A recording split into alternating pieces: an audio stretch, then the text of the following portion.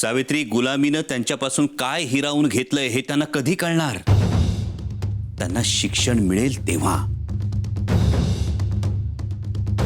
सावित्री, ज्यांच्या वस्तीत यायला तू नकार देतेस ना, ते अस्पृश्य आधी अस्पृश्य नव्हते. म्हणजे अस्पृश्य पूर्वी नेमके कोण होते? सावित्री, तुला हे वैभवानी नटलेलं गजबजलेलं पुणे दिसतं ना, हे पुणे पूर्वी असं नव्हतं. मग ही एक पराभूत भूमी होती, पूर्णपणे नेस्तनाबूत झालेली. त्या दुर्दैवी दिवशी धुळीचे लोट उठवत पुष्ट घोड्यांची फौज खिंकाळत पुण्याच्या दिशेने आली. हस्ताच्या पावसासारखी नागव्या तलवारी उंचावत पुण्यावर कोसळली. फौज होती आदिलशाही सरदाराची आणि नाव होतं पंडित मुरार जगदेव. वास्तविक ही शहाजी राजे भोसलेंची जहागीर, पण मुरार जगदेवानं त्याची तमा बाळगली नाही. त्यानं घरांवर, वाड्यांवर, गुरांच्या गोठ्यांवर पेटत्या मशाली फेकल्या आणि बघता बघता पुण्यात एकच आगडोंब मुसळला. सावित्री, एवढी जाळपोळ करूनही आदिलशाही फौज थांबली नाही. त्यांनी देवळांचे कळस तोडले, घाट मोडले, गुरढोरं मारली, ती भाजून खाल्ली. पुणे पुन्हा उभं राहू नये म्हणून नांगराला गाढवं झुंपली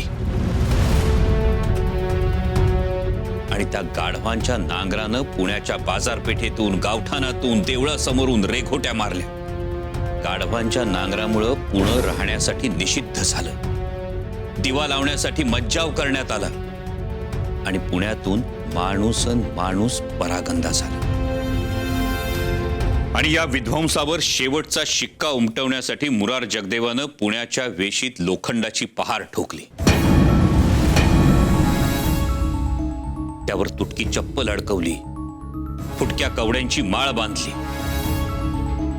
जणू त्याने पुण्याचं मरण जाहीर केलं.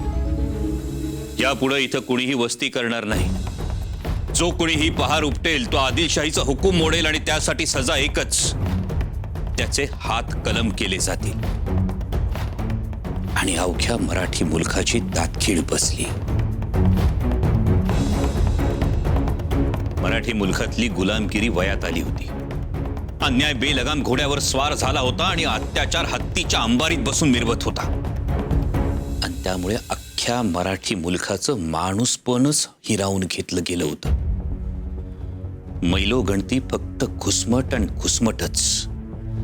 लोकांना अंतरीचे सल सांगता येत नव्हते, त्यांचे उसासे ऐकून घ्यायला कोणी नव्हते. आसव भुईवर सांडत होती, त्यांना वेदनेचे कोंब फुटत होते.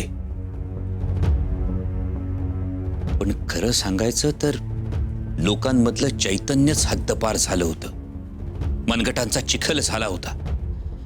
एखाद्या खान अंमलदाराची 5-10 घोडी जरी खिंकाळत धूळ उडवत आली ना, तरी लोकांना हिव भरायचं, लोक चळचळा कापायचे, थरथरायचे.